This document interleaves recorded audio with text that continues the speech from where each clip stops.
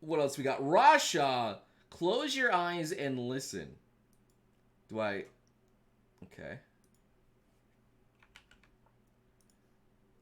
Okay. カイコ飼ってたな。朝顔育てたね。あの朝顔みんなどこにあったんだろう。 Do Japanese YouTubers only play Minecraft now? すごい声だった。しかも早くない？お前早くない？足早くない？何ですか？早くない？足早くない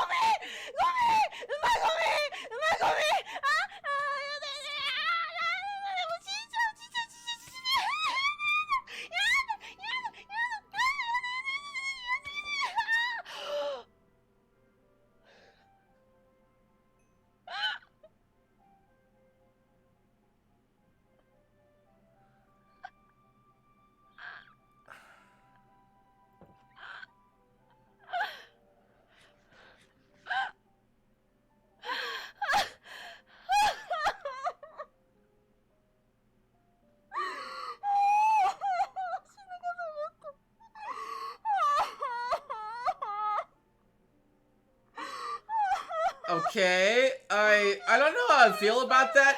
It just felt like I was listening to a Japanese hentai.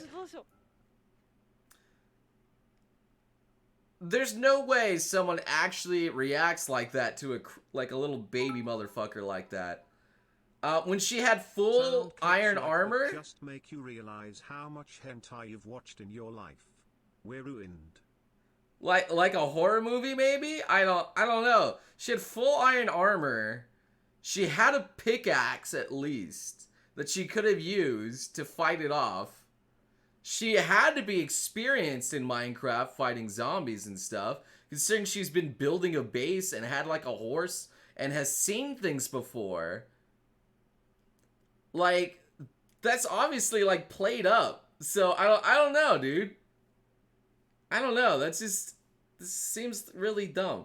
But anyway, without the okay, sure. Baby zombies are terrifying, I guess. Yeah, that's great there. She didn't want to kill it. No, she said shine, which means kill it.